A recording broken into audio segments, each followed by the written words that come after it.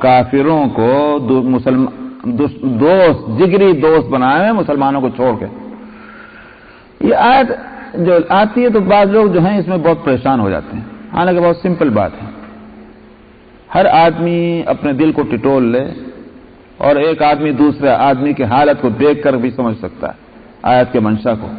بعض لوگوں کی حالت یہ ہے ان کو مسلمانوں میں بیٹھتے ہوئے بھی ایسا معلوم ہوتا ہے کہ جیسے اجنبی سے ہیں، اور وہ غیر مسلموں میں بیٹھ کر ایسے معلوم ہوتا ہے جیسے گھل مل گئے، بالکل اپنوں میں پہنچ گئے. جن کی حالت یہ ہو تو اس کو کیا کہیں گے آخر؟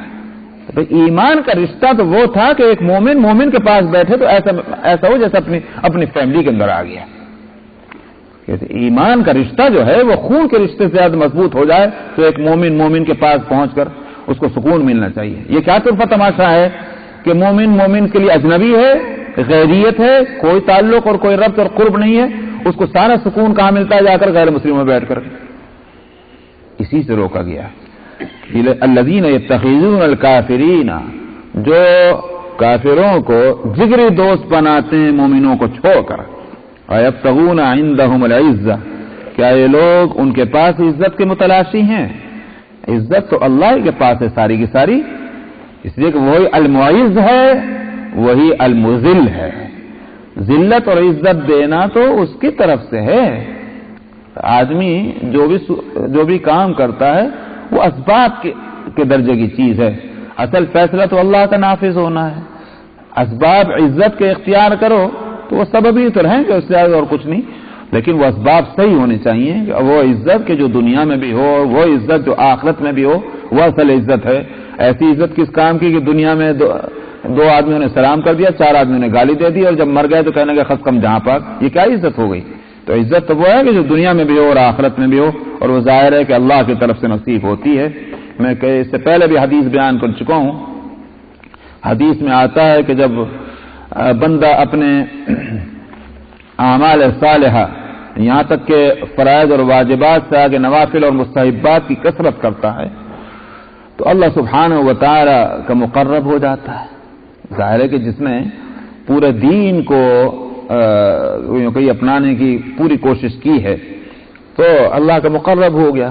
اللہ سبحانہ و تعالی حاملین عرش جو ہیں ان کو یہ ان سے فرماتے ہیں کہ میں نے فلاں بندے کو محبوب بنا لیا، تم بھی محبت کرو. اب وہ حاملین عرش بھی محبت کرتے ہیں، پھر وہ نیچے 7ویں آسمان کے فرشتوں تک یہ بات پہنچا دیتے ہیں اللہ نے اور ہم نے فلاں بندے کو محبوب بنا لیا، تم بھی محبت کرو.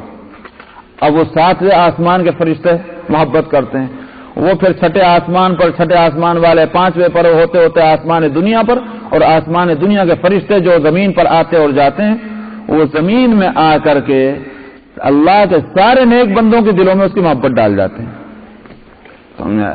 یہ اس سے محبت ہو رہی. اسی لیے میں سمجھنے کے واسطے مثال دیا کرتا ہوں کہ ہمارا کیا رشتہ ہے امام بخاری سے، امام مسلم سے، امام ابو حنیفہ سے، امام شافعی سے، کیا رشتہ ہے؟ دیکھا بھی نہیں، ہم تو جانتے بھی نہیں ان کا خاندان کون سا تھا. لیکن اس کے باوجود ہمارے دلوں میں اگر ان کی محبت اور ان کی عظمت اور ان کا احترام ایسا کہ شاید ہمارے ماں باپ کو گالی دے دے گوارا کر لیں مگر ان میں سے کسی کی شان میں گستاخی کو ہم برداشت نہ کریں، تو یہ کس کی طرف سے ڈالی ہوئی ہے ہمارے دلوں میں محبت؟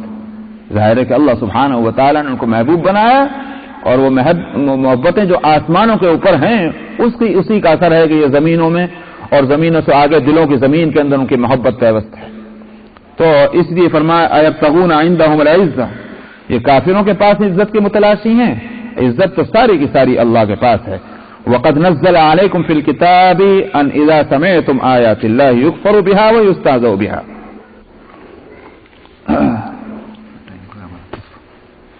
اوہو اچھا سا